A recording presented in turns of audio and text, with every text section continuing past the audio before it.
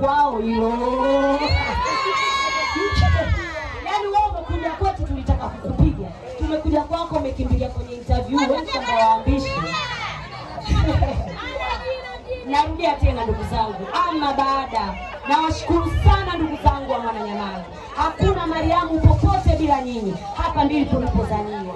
Chochote kimetokea hapa. Muwe masikini ndugu zangu, muwe wachafu ndugu zangu, muwe wasafi ndugu zangu. Yeye ana ndugu zake pale hawapo hilo. Na nawaongezea, shughuli yangu sijatafuta superstar.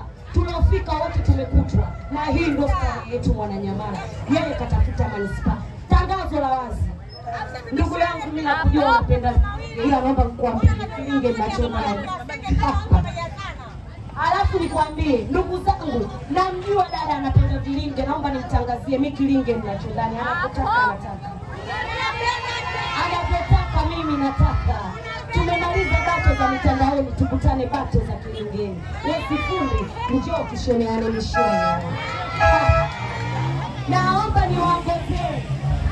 Sijafanya hili kwa ubaya. Nilikuwa na sehemu nyingi kubwa kwenye nafasi ya kifedha hata ya kikawaida. Nimelileta Mwananyamala kwa sababu huku ndo kwangu. Na hakuna Mariamu bila Mwananyamala. Nilikuwa na nafasi ya kwenda kufanya makeup nikanunua nywele hata kwa Ankuti, lakini ningekuwa sio Mariamu. Huyu ni Mariamu. Yaani huyu ndio mimi. Baikoko inapiga mpaka asubuhi, Kigoma kinapiga mpaka asubuhi, muziki unapiga mpaka asubuhi. Nilipoweka turubai la shughuli ndio nikaweka turubai la msiba. Sio shida zangu. Unazikwa wapi? Kama kwenu Kibamba shughuli fanyia Kibamba mjini huna.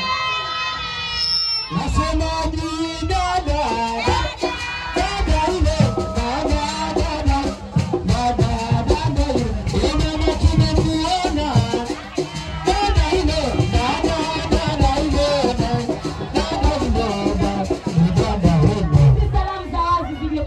Lokole. Kucha wala unyewe. Naomba wazi Juma. Mimi sio upinde ndio maana sijapinda ni mwenyewe.